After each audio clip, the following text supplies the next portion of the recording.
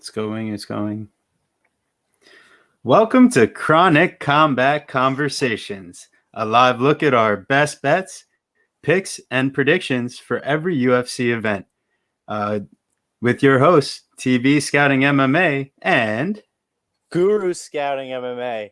Back again, but in a live format from YouTube. So thanks for popping in. Please feel free to like that video if you can. Subscribe to our YouTube channel. Thanks for listening on the podcast for UFC Vegas 37, also known as UFC Fight Night 192 and UFC on ESPN Plus 50. We have a middleweight main event between Anthony Lionheart Smith, the perennial contender, versus Ryan Superman Spann in his first main event spot. And this is definitely an interesting card put together. After a week off, they give us 15 fights. So I have a lot to look forward to here. Yeah, this is going to be a really awesome fight night. Maybe not packing as much juice as the pay-per-views coming up, but it's a nice way to get us started back. They certainly filled it out. So in case there's any shenanigans at weigh-ins, any more COVID scares, it seems like we should have a nice full fight night. Yeah, I decided to wear my UFC 263 shirt tonight for anybody watching live because they just announced that Brandon Moreno will defend his title in the trilogy versus Figueiredo. So I was really excited about that. So I put that on tonight. There you go. I got my Izzy Adesanya little zip up on here. Oh, yeah. Oh, yeah.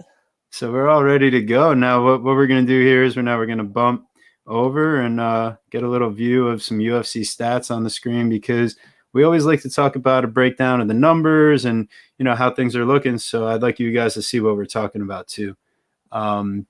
So for this card, there are a few fights earlier on to kick it off that, I'm not as interested in getting down into a breakdown. So, Hannah Goldie, she'll be taking on Emily Whitmire on short notice. And I think that, going up a weight class, there's a little bit too much going on there for me to want to make a play with the short notice and all that. We got Gustavo Lopez and Alateng Haley, and I think that both guys really faced tough competition in their last time out, and they'll both be hungry. It's going to be really tough to make a play on that fight where you could be sure on either side. And I think the line kind of shows that too. You have plus 105 Lopez and minus 125 Alateng Haley. So, both of those opener fights, you have a plus 105 and a minus 125 on DraftKings. So they're really tight. If you want to, do dog or pass or anything like that, that's great. I'm just not looking to play it. Yeah, I mean, if I had to think anything at all, I guess I lean Goldie based on activity. I'm not sure, as much as I love Emily Whitmire, that she belongs in the UFC. And honestly, that Alateng Lopez fight is going to be a barn burner. But I'm not fully sure where it's going to go. I think it's a coin flip. They have it lined pretty fairly. Yeah, I totally agree. So to get to where, I agree. I think the Whitmire Goldie fight is also lined pretty fairly. I kind of like a plus money stab on somebody a little bit more active. But you're right, short notice, different weight class, so that could be. Actually, no, it's just the right weight class, right? Strawweight. Yeah. Well, no, I think that it was actually going to be upweight for Goldie on this fight. Well, this is it is booked as a women's flyweight. Yeah. Yep, it is booked as a flyweight. I mean, don't know why I misread that. Okay. Yeah, that's fine. I mean, listen, Goldie is just jacked. So, I mean, I don't see why that. I mean, that's probably her closer to her walking around weight. It could benefit her against Whitmire, who's not a physical threat at all. But again, I didn't really want much tape on Whitmire for this because we said we weren't going to talk about it. Yeah, I just think that there's so many improvements she could have made. Switching gyms and stuff, and it's best to just enjoy those two fights and see the progress that all those fighters have made. But you're 100% right. Yeah. I'm definitely excited for them. They're good fights. So definitely. But getting to our third fight of the night here, we got Impa Kasanganay versus Carlston Harris. I'm so excited for this fight. This might be one of those sleeper fights that you may have never heard of either guy as a casual fan, but I'm so excited to watch these guys square off. Carlston Harris, be great. I don't know if anybody knows Carlston Harris's story, but if you haven't, you got to go watch on YouTube. Dana White's Looking for a Fight. It was the one in Abu Dhabi right before the Conor Poirier fight. And it was just a really great episode. And the dude defeated Khabib's prospect, essentially Khabib's training partner, a prospect that they were really coming to watch to fight, and he upset what's his name? I don't know how to pronounce his name. I don't want to be rude, but it was in UEA Warriors 15, and it was a great fight. And they gave him a contract, and then he came out versus Christian Aguilera, got the first round sub and a $50,000 bonus. Like, you couldn't be happier for the guy. Yeah, I actually found that fight very interesting because Carlson Harris gets a deep body lock early, and you're like, oh man, he keeps on going for these trips, and Aguilera is using the fence really well to kind of stay up, and Harris actually can't get an early takedown. What happens is Harris actually starts landing from distance, and Aguilera shoots for a takedown on him, and that's where the anaconda comes in. And damn, once that got locked in, Aguilera goes out. So I was definitely impressed how comfortable Harris looked on the feet. He seemed comfortable for a primary grappler, especially a guy that has 5 submission wins compared to 4 knockout wins. But he's also got 7 decisions, so it's not like he can't go the distance. And against a guy like Kasanganay, who's also got 6 decisions and 3 submissions on his record, there's a couple angles that I do find myself interested in this fight. I got the multiple laptop, up running here, so pardon me if I'm looking around going crazy. I'm also running the UFC stats for us here, but I really like one Carlson Harris money line at plus 105.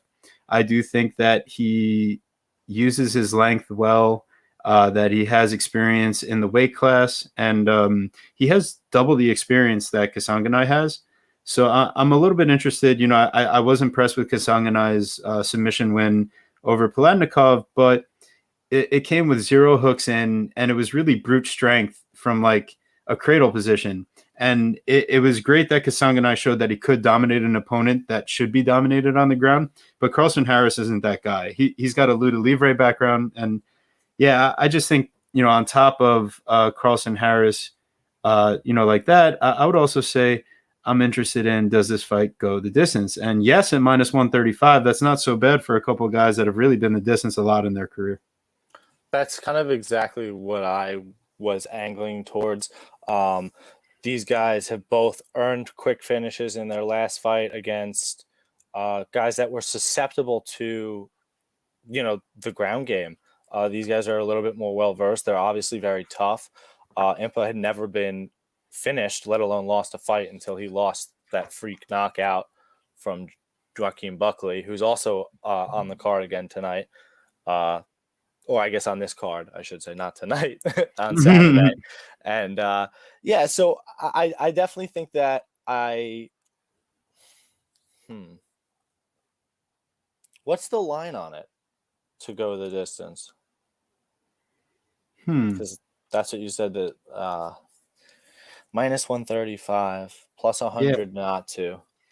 Yeah, I feel like both of these guys are experienced in the fact that they can definitely take a punch and compose themselves. I saw Aguilera land a nice uppercut, and Harris, circles away, gets on his bike. You can see it hurt him, but he composes himself, and he's able to, like I say, stay relaxed from distance. And then Kasanganay, he made a huge mistake against Buckley, and he did it in all of his fights in the UFC, where he catches the kick and he holds it for too long. The third time he does it in the Buckley fight, he gets that spinning kick. Knockout, yeah. So I don't think he goes to do that again, but Harris does throw a lot of kicks. So I don't think he has that type of Taekwondo spinning shit in his background. But that's where I do think Kasanganay does have a good chin. It's just like that strike was absolutely unreal.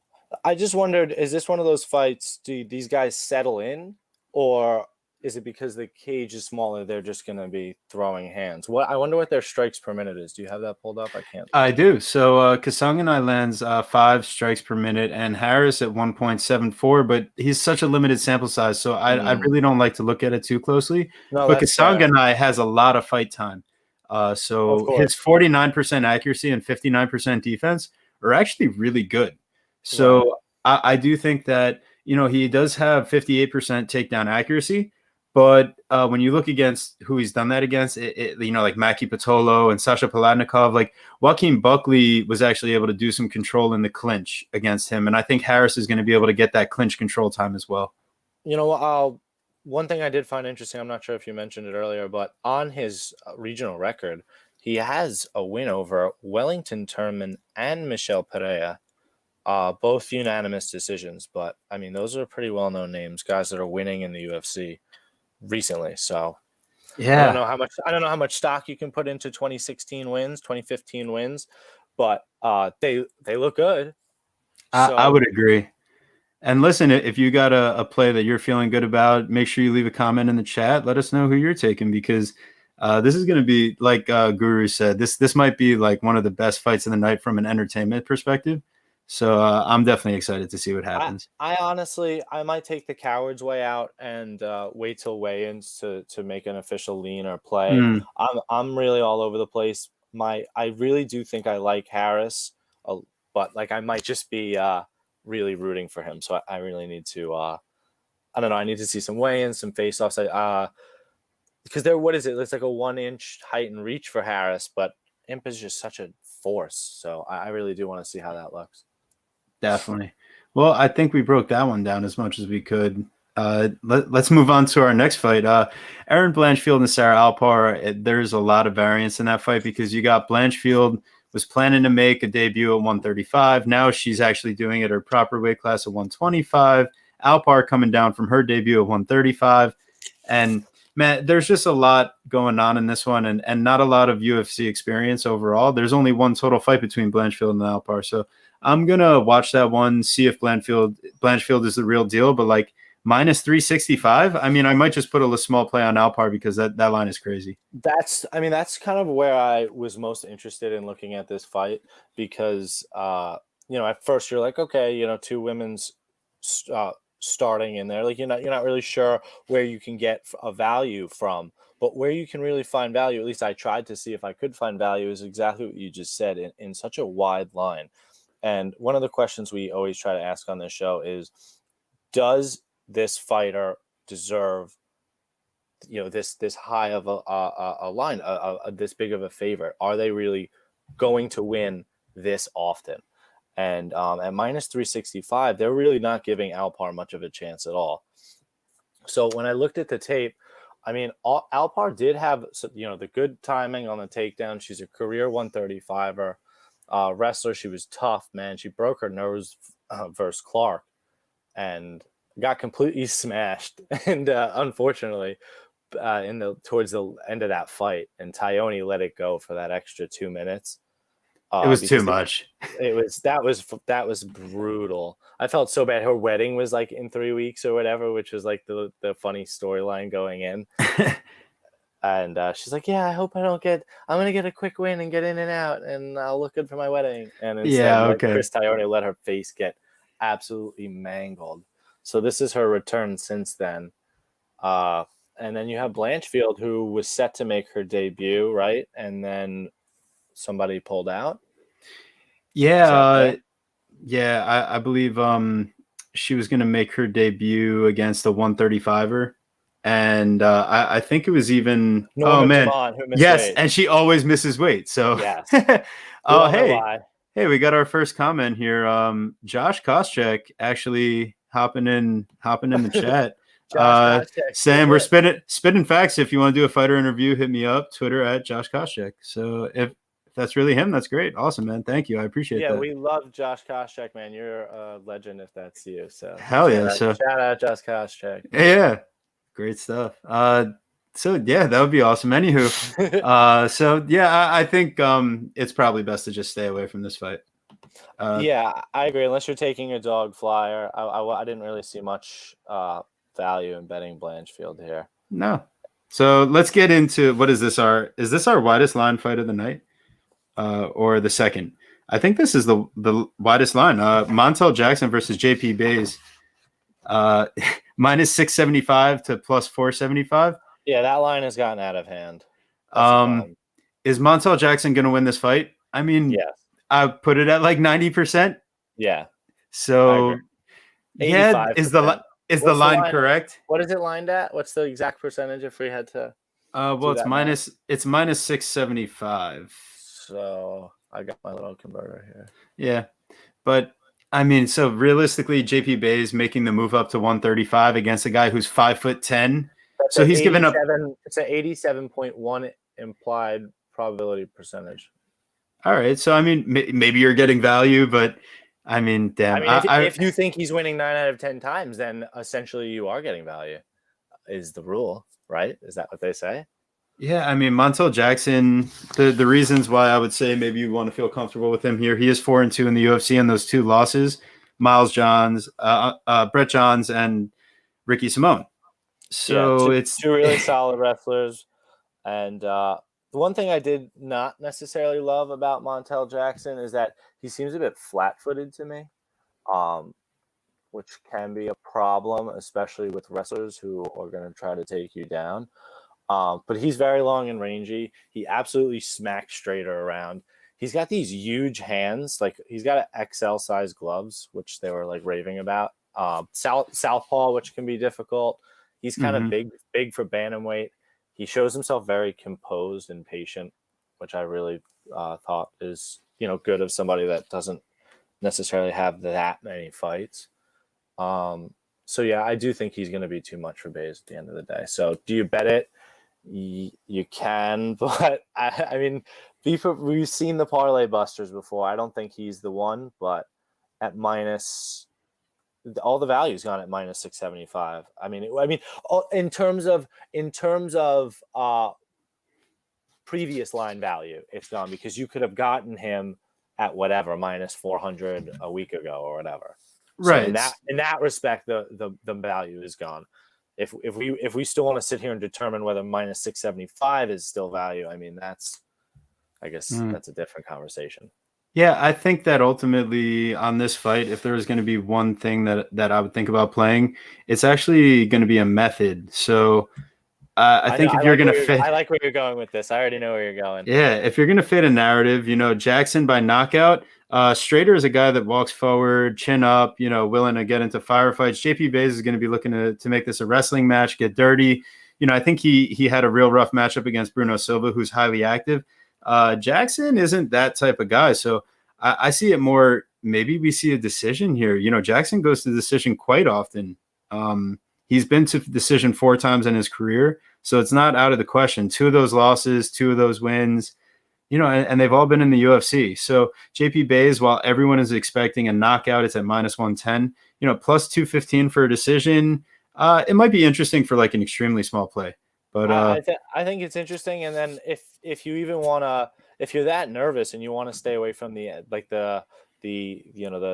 apple pie shitter effect, you can just go to the fight goes the distance, even at plus money, still at plus 150. So if that is the play that you like. But yeah, I agree. This might still be a pop and popcorn fight just because of the line. The line has kind of run away from us. I agree. And so now we got on our next fight, moving right along. We're going to skip over the next 2. We had a couple late notice fill-ins, and both of the guys that are fighting are like supremely low, as far as their experience goes. So we're going to go right to Penny Kianzad versus Raquel Pennington. However, we have our second comment in the chat here. So we'll pull it up real quick. We got Anthony Imperiale hopping in. I'm a go big or go home kind of guy. If I were to throw down a good amount on one lucrative bet, do you suggest one? So I'm going to suggest you stay around, because we are going to have a play of the day coming up, and we'll make sure we break out the banner for it, and we'll tag it for you guys. So stick around. Thanks for stopping by. We always appreciate that. Hell yeah, big time. So now here we go. We're getting real close to the main card here, if not already at it. I honestly don't know how they have it set up. It's probably a good idea to find out what's going on, right? So let's see. Actually, not that important. I'm just kidding. Yeah. Which fight are we? So we're going to be picking up at Raquel Pennington versus Penny Kianzad. Awesome. So that should be the prelims still, because it's such a big card that there should be a ton of prelims. It's probably gigantic card. Which is crazy having Raquel Pennington on the prelims at this point. Like, I respect it, but like, I mean, I'm not sure. I mean, you could probably give her the main card spot over Ariana Lipski and Mandy Bohm, but I guess I understand why they're pushing those 2. Yeah. They're not even the featured prelim. So, let's get right into it, because the next one is the featured prelim. So Penny Kianzad, 4-2 in her UFC career, 15-5 overall. Raquel Pennington, 8-5 in her UFC career, 10-8 overall. While that record might look, pretty rough, it's actually against some of the most experienced women's fighters in UFC history. Without a doubt. So, those losses to Holly Holm, Doreen Durandame, Amanda Nunes, Holly Holm, Jessica Andrade, Leslie Smith, Kasanganay. I mean, those are those are all Hall of Fame women's MMA fighters. I mean, Jessica Andrade maybe is the borderline one, but she's probably on her. No, she won the belt, right? So that's she did. No, so I take that back. I apologize to UFC fans everywhere. Yeah. So ultimately, I say certainly over Kasanganay. So that was slanderous. Yeah, these when I go to break down these two fighters, like I just come away thinking like they're the same exact prototype of fighter. Like, oh my God, like how do you it's going to be a clinch fest, it's going to be dirty boxing, it's going to be knees, and then if one of them is able to trip or take down the other in the clinch, the other's not so bad from bottom. So, I think it's going to be really interesting. I think it's going to mostly stay standing and in the clinch.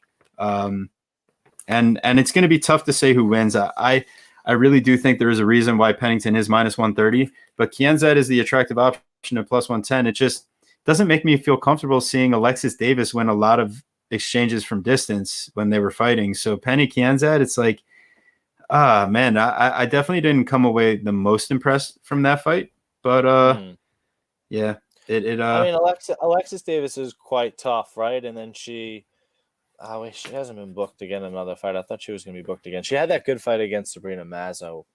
So, you're right. Honestly, they're super close, and I think if anything, you may want it's probably a dog or pass spot because I'm certainly not sold on Pennington for any sort of reason. Are you? I mean, the win versus Marion Renaud, or we. You know what I'm sold on is the fight to go the distance at -300. Yeah. I mean, I am dead sold on that.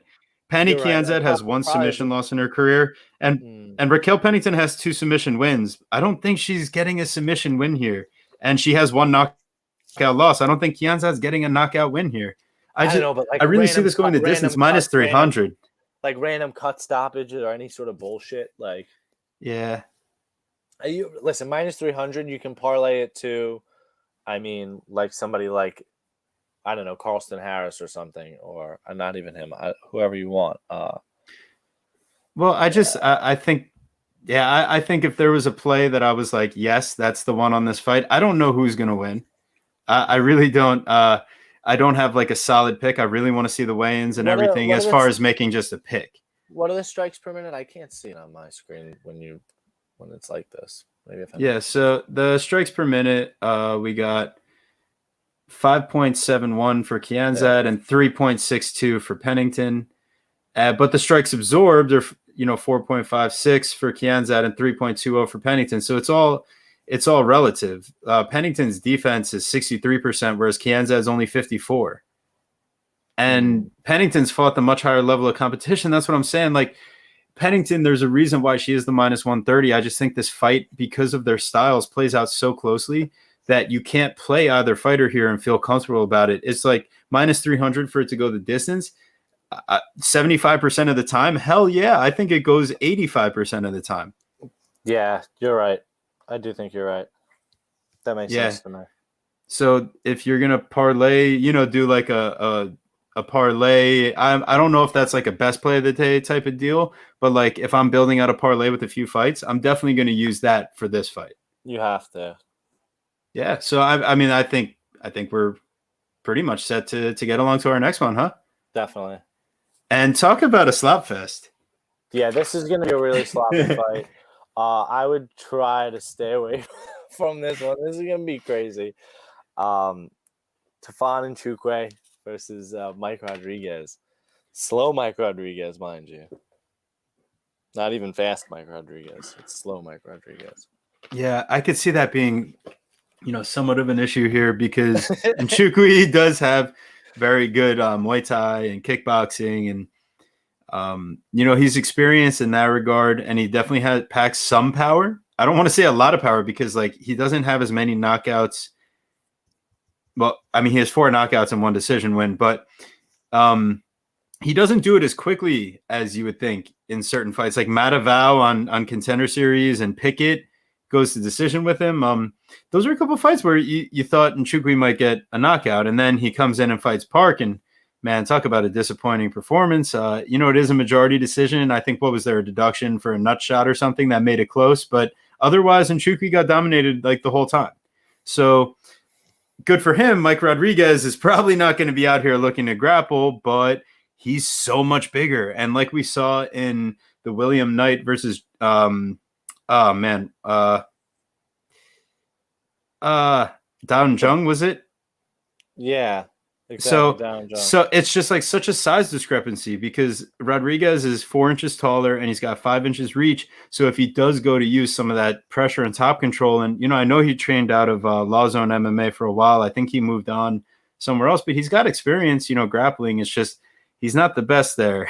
So I don't trust him to use it. So it's very tough to trust him overall. But at plus 100, if you need to make a degenerate play, if you need to make I bet on every fight on the card play, it's Mike Rodriguez at plus 100. And I know you were saying you had an idea on this fight, so I'll let you take that. Oh, I honestly thought for this fight, the most interesting play was to not pick a side. And I like the fight to go the distance because I think that these guys, I think it's going to be a slop fest. And I'm not sure that either of these guys are going to be able to finish the other one.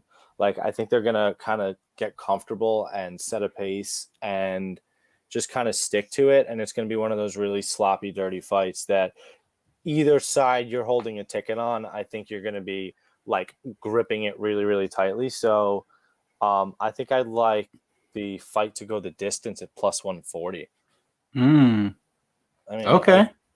Okay. Obviously, it's Mike Rodriguez has the last 1, 2, 3, 4. I mean, the 1-0 contest with John Allen, but 5 of 6. 5 of his last 7 fights have been a finish.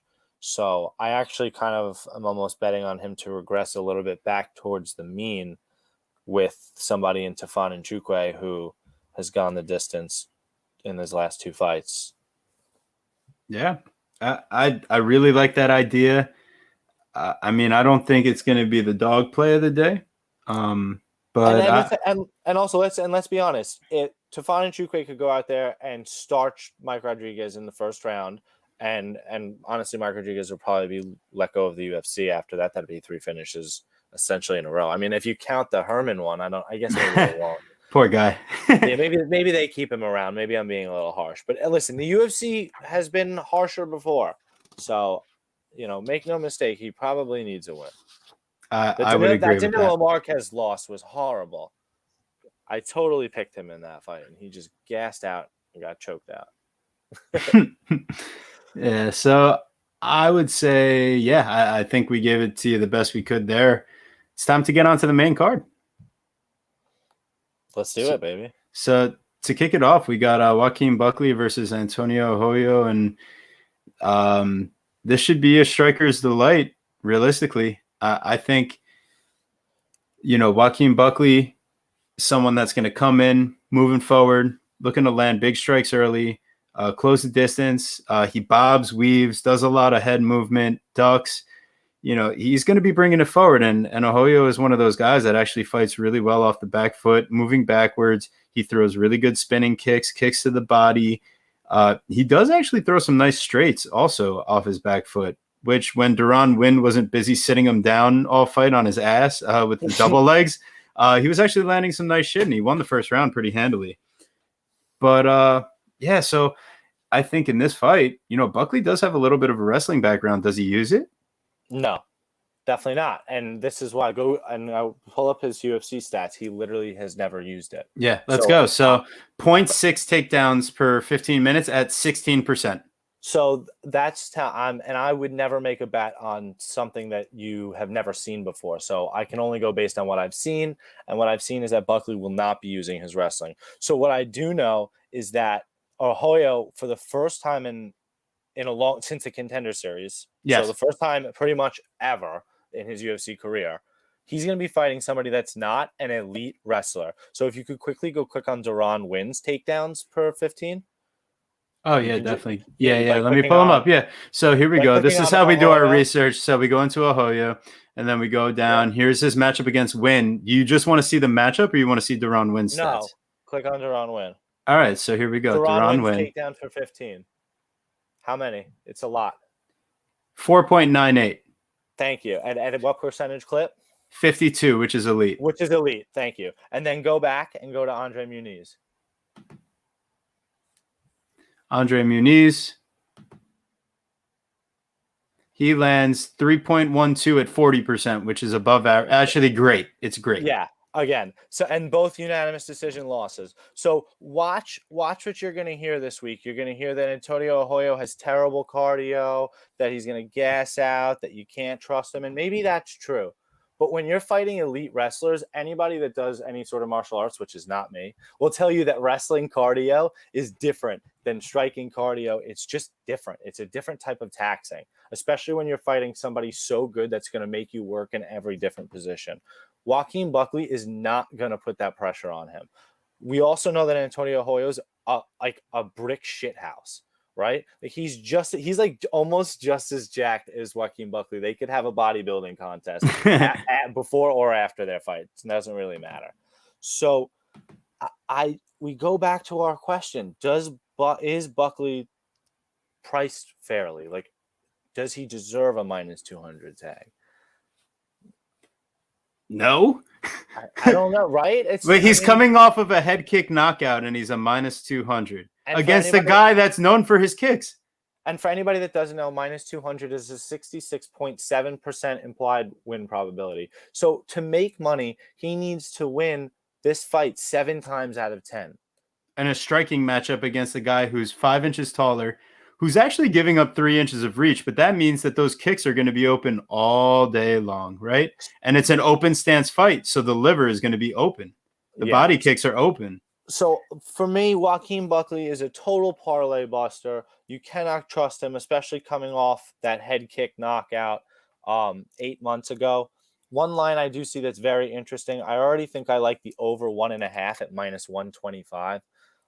Even if there is a finish, I don't think that it comes in that first 7 minutes. I think that they take a couple minutes to feel each other out. Again, I could totally be wrong. Buckley's got a great chin. Yeah, either one of them could absolutely flatline the other. They're both built like brick shit houses and will swing, but I think that they will both see and know that and are going to take some time. So yeah, I like the over 1.5, and I just lean Arroyo at the what's the word? Regrettably. That's it. I'm hitting the button. Because of the dog. I'm hitting the button. Let's go.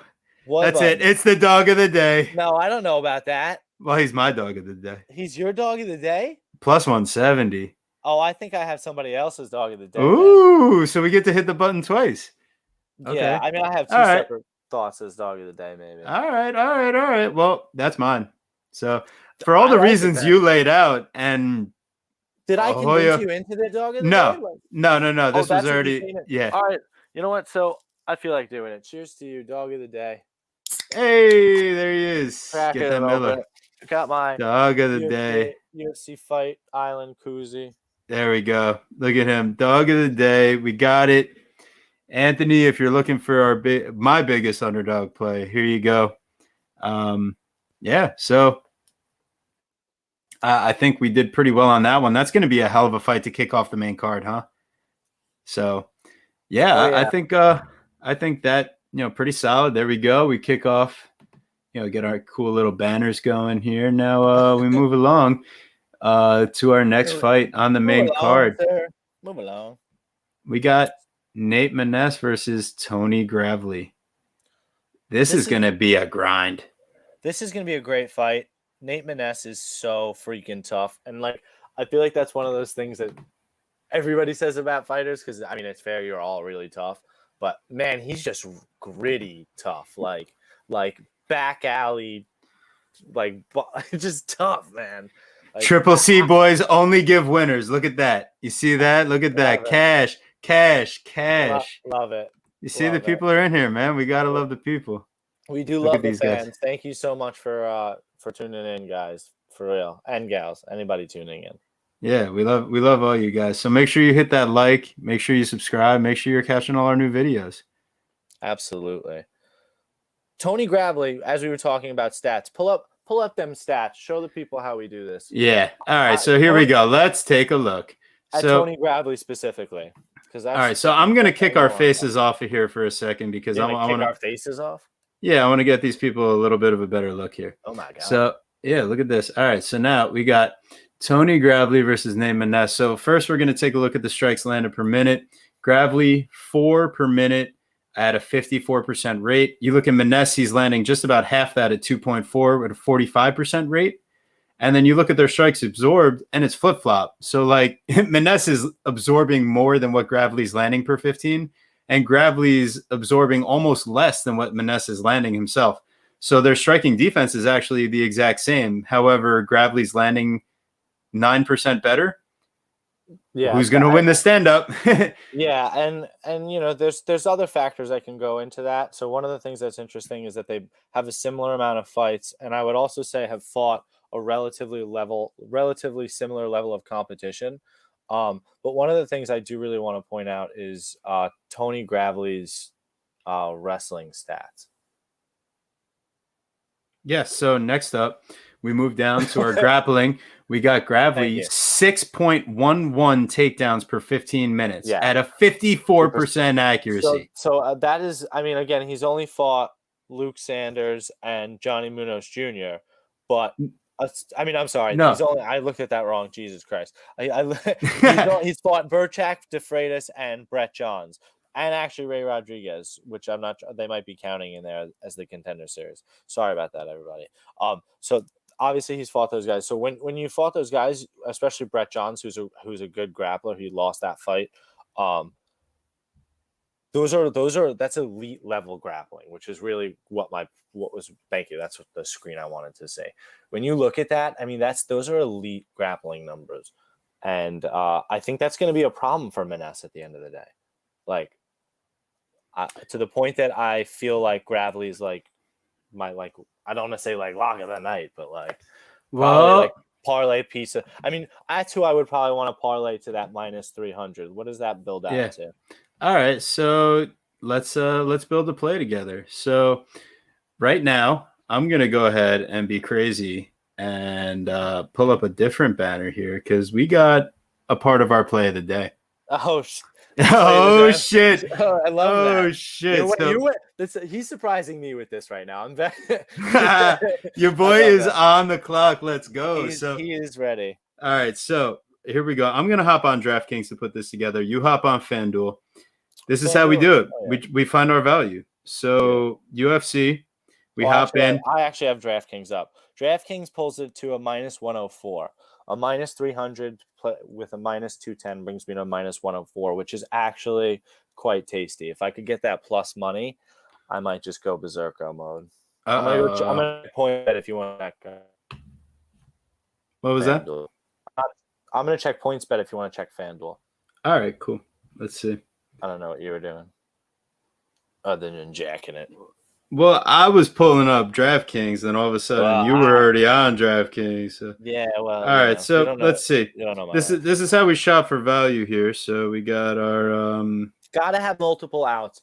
Any decent bookie will tell you that any decent sports gambler will tell you that you should have multiple outs. Yeah, so because it's minus 320 to go the distance on FanDuel, it ends up being minus 107. So interesting, and PointsBet doesn't have the props up yet. Yeah, so I don't know if I'm gonna play it. I don't know that I'm gonna play those two together. But Tony Gravely is going to be the first part of my play of the day, and I know that there is a size discrepancy, but I just think the talent level and the experience level in the UFC, there's a big difference. And Gravely, although he does get reversed by highly experienced grapplers like Johns, Maness is not that guy. He's a striker. Exactly. And the submissions he's got has been mostly after hurting people. The thing I worry about is Gravely leaving his neck in when he goes for a takedown. He has been submitted 5 times in his career, but I don't think Maness is going to be that guy. Don't be that guy. You're Yeah, not come that guy. What's that video? You're not that guy. Oh man, I actually don't even know. Oh my god, no! I gotta find that fucking video. I sound like an idiot. All right. Well, anyways, so now we're gonna move on to our next fight, which is actually the biggest spread as far as the betting line goes. We have Arman Tsaruykan minus 760 versus Christos Giagos plus 525. This is crazy. Yeah, this is wild. Crazy. And the line has gotten out of hand. I thought he was going to be, a kind of a lock of the night type of thought earlier in the week, honestly, 2 weeks ago. And I looked at the line and he was like minus 500. And I'm like, okay, well, that's ridiculous. And now he's minus 760, and that's still ridiculous. I think the most ridiculous thing, and we've seen this before with somebody like Jack Shore last week or 2 weeks ago, is that these guys get so out of hand with how heavy of a favorite they are, and they're not even necessarily going to finish the fight majority of the time.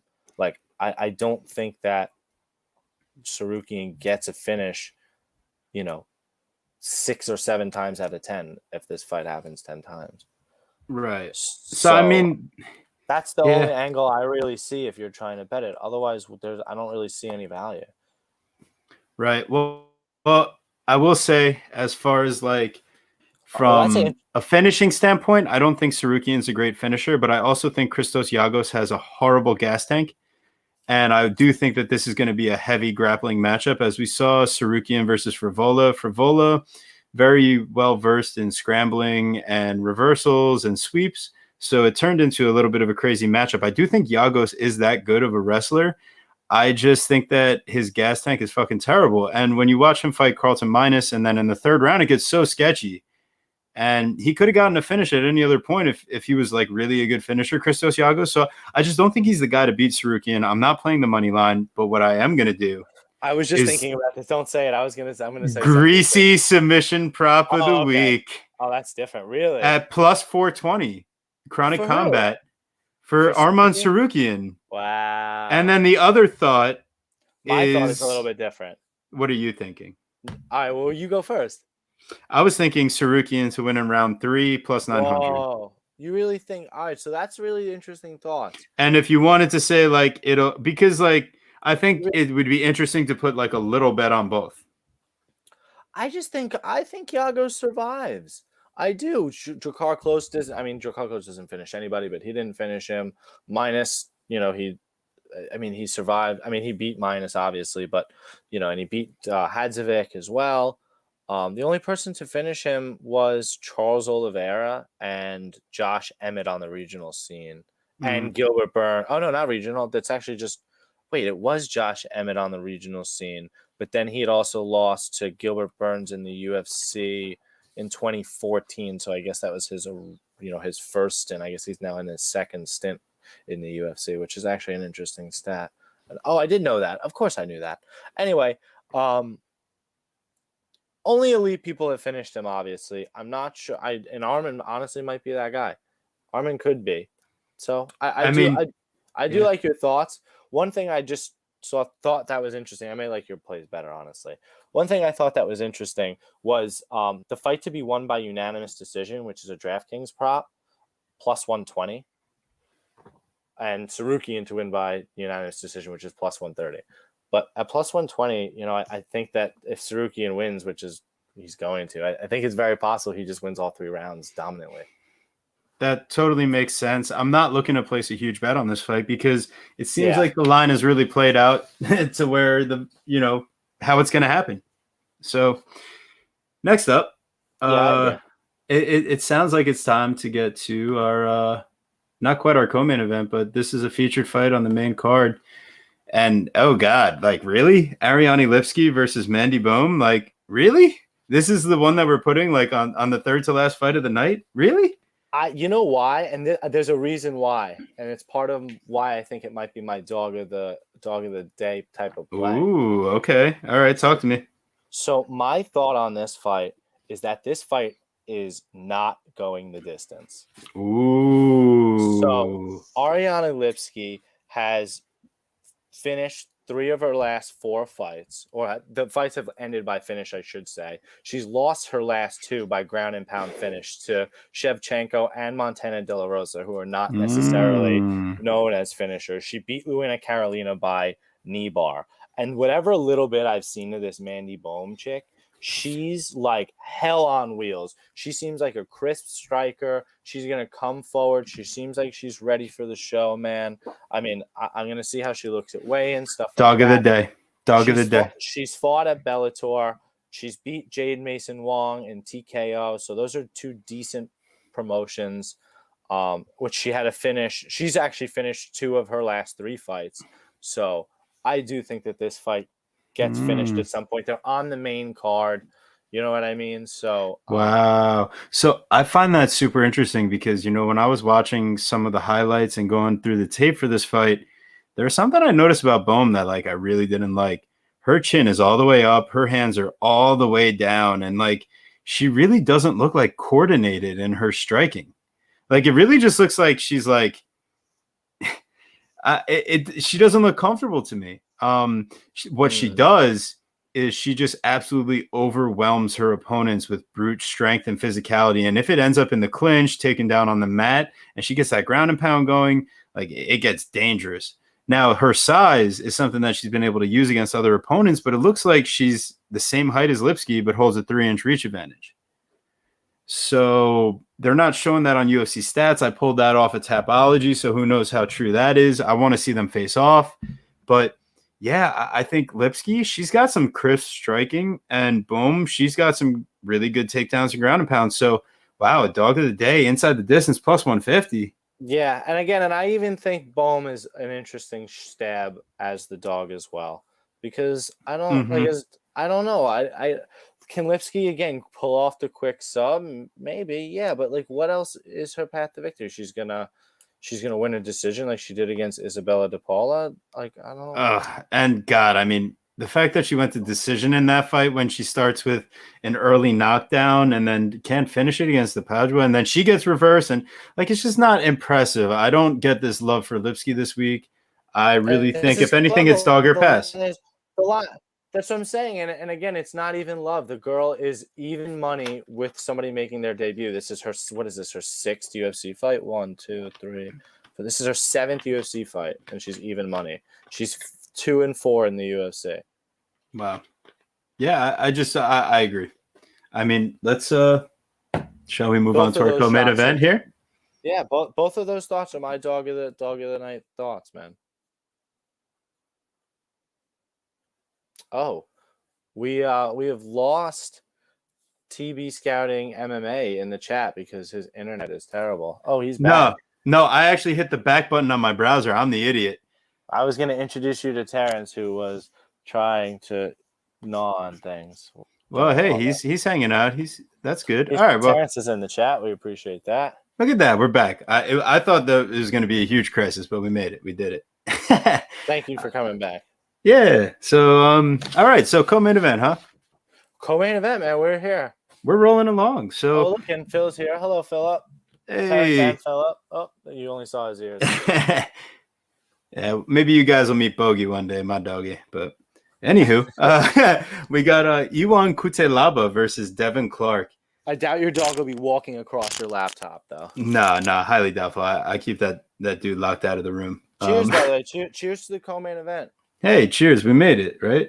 Miller time. So shout out Miller Lite if you want to sponsor us at any point in time. I got some fresh agua here. Yeah, anybody, right? Yeah, so Poland Spring Aquafina. Yeah. So, man, this fight's going to be a fucking shit show in round 1. This is going to be fucking wild. Let's put it this way. Devin Clark got out-wrestled by Anthony Smith and ends up getting submitted.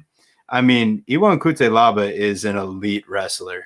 I'm slacking here. Let's get you people the stats for this fight. Please, because I mean, we've been talking about high-level grappling, and here we are again. I think we found ourselves there. I'll skip over the striking stats this time. Iwan Cutelaba, 3.69 takedowns per 15. At least at the moment. 57% accuracy. and he has a 78% takedown defense. So Devin Clark with his 36% accuracy and 2.7 takedowns per 15.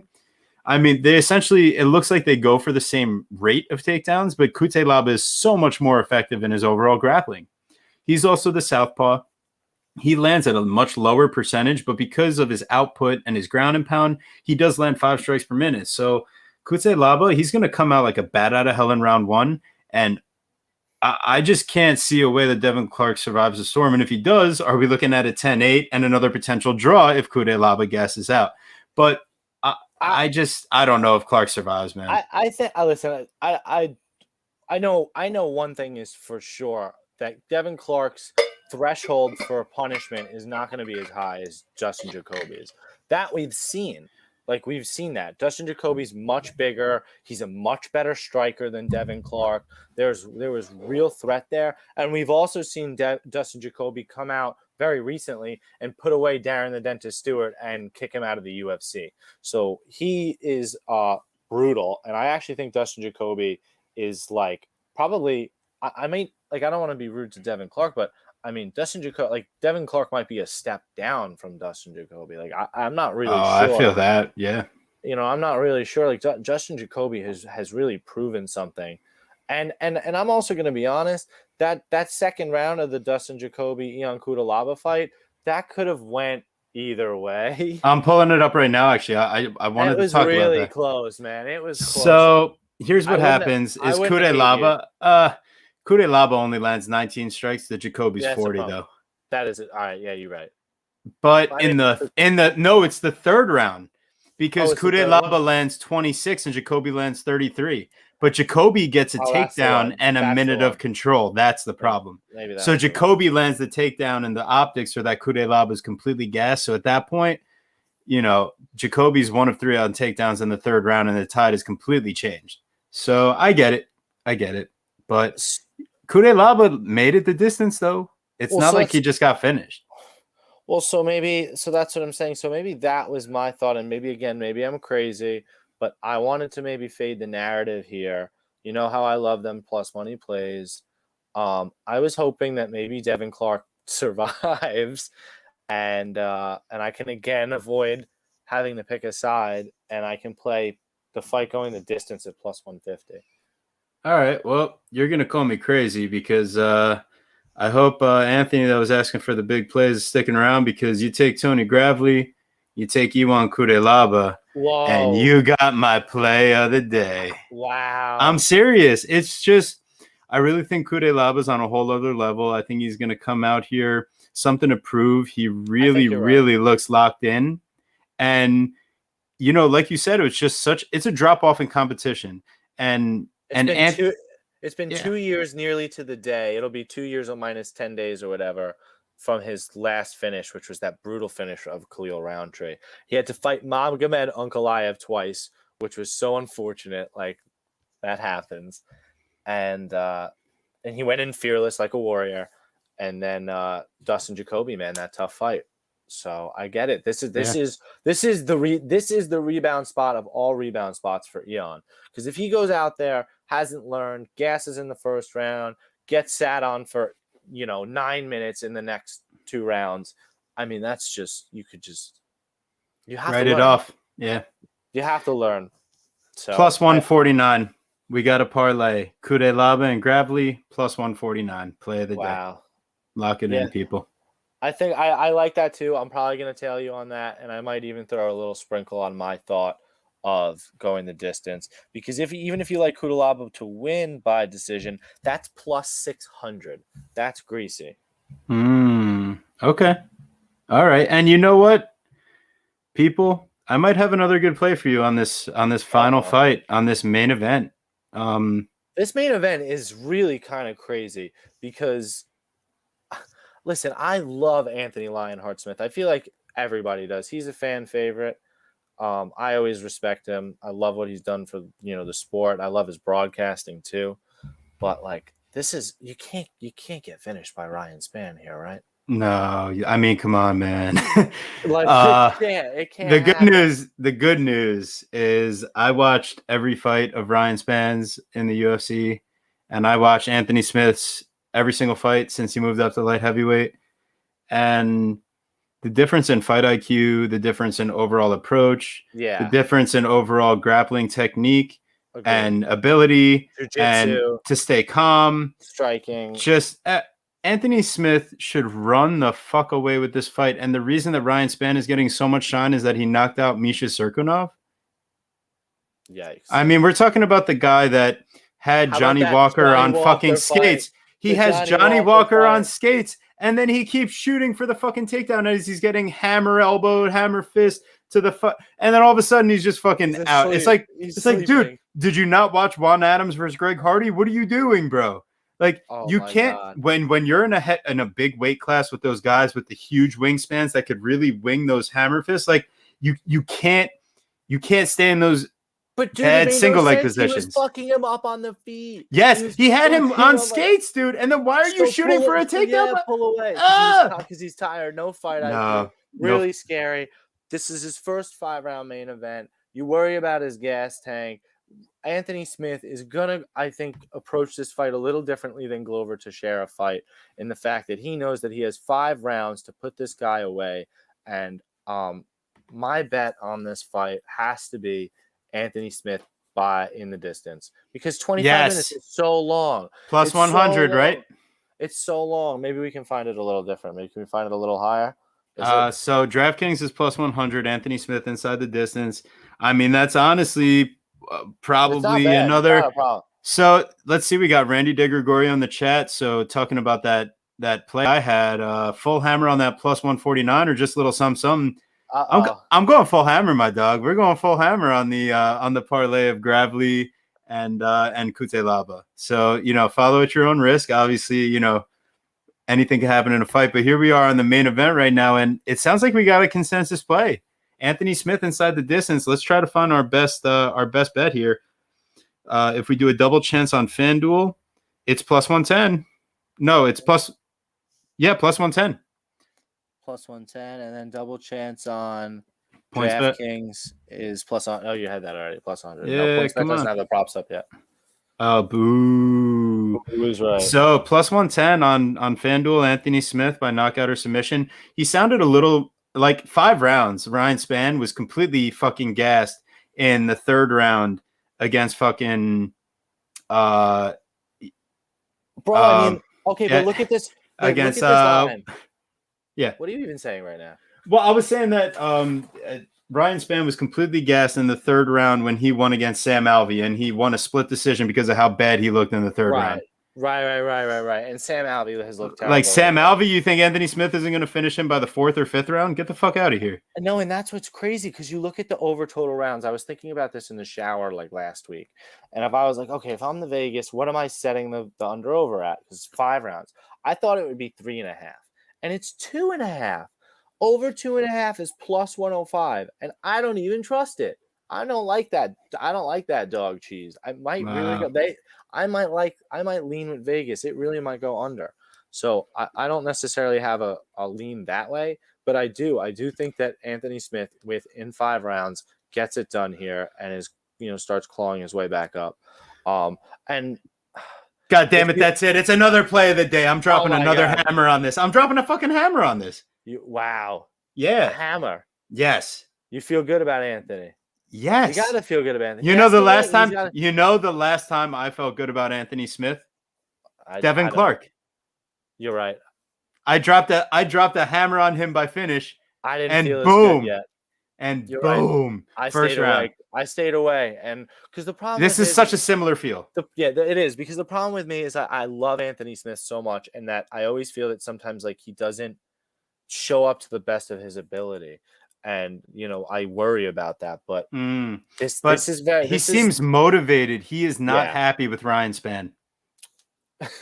No, I'm serious. He saw like what he was saying in the lead up. He's like, "Oh, you're locked in the cage with me," or blah blah blah. Like, he was not happy about that. In an interview, he was talking about like he's got a little chip on his shoulder. I don't think he's overlooking Ryan Spann. I do. I agree. I think I'm gonna go full degen play on this one with you. Bang, we hit it. Let's go. Hold on. Wait a second. Hold on. I got a new idea here. We're gonna hop on another one here. So it's a 4 p.m. Eastern time start, right? Or is that the Oh, main? geez, no way. Are you When does kidding it start? me? Hang on, when does Oh it start? no. Oh That's terrible no! news. Hang on, Yeah, it's wait. a 7 o'clock main card. Full degen play. Full degen play. All the gen play. So yeah, there you go. Anthony, if you were looking for your big plays, we got our full degen play. Yeah, Anthony Anthony's Smith gonna bet inside on the Anthony. distance. That's a good. That's a Anthony good on spot. Anthony. And also if you like Tony Gravely, isn't that another Anthony? I So Oh, is his full name Anthony? I don't Anthony know. Gravel? That's a good question. I think his But name then just might be Tony. it just might be. Don't But assume him. You know I what don't want happens to when you assume. assume? That's right. Asses. I do like Lots of asses. asses. Like Emily Whitmire and Hannah Goldie. I can't wait for that one. That's Yeah, an I'm exciting one. sure. So, anyways, guys, thank you for making it this far. Thank you I so hope much you for enjoyed the listening. live format. I mean, I'm so glad we had a bunch of comments in here, getting the people all riled up. You can see our plays as they go, and this thing's going to be live on YouTube right away. We'll get it up on all the podcast channels ASAP. But yeah, I think now that we got something more to offer on just this overall experience, yeah, I think you guys might want to be checking us out on YouTube going forward. Yeah, listen, please, thank you so much for listening. Please like this video right now. It only takes a second. Please like the video, subscribe to our YouTube channel so you get our videos right away. Send them to your friends so we can get our views up. Follow us at Chronic Combat Conversations on Instagram and at Chronic Combat on Twitter. You can follow my awesome co-host at TBScoutingMMA on Twitter, Instagram, and Verdict and Tapology, and you can find me at GuruScoutingMMA on the same places as well. Give us 5-star ratings. Like I said, share them to your friends. You can find us on Spotify, Google Podcasts, and Apple Podcasts. We will see you next week for an incredible UFC 266 Alexander Volkanovski, the featherweight champ, taking on Brian T-City Ortega. I could not be more excited for this fight. You also got Valentina Shevchenko defending her flyweight title versus Lauren Lucky Murphy, and the welterweight rematch for 16 years ago, Nick Diaz, the return 6 years in the making, versus Robbie Lawler. A fight that, again, I really could not get more excited for. But we got 15 fights till then. So thanks for tuning in, everybody.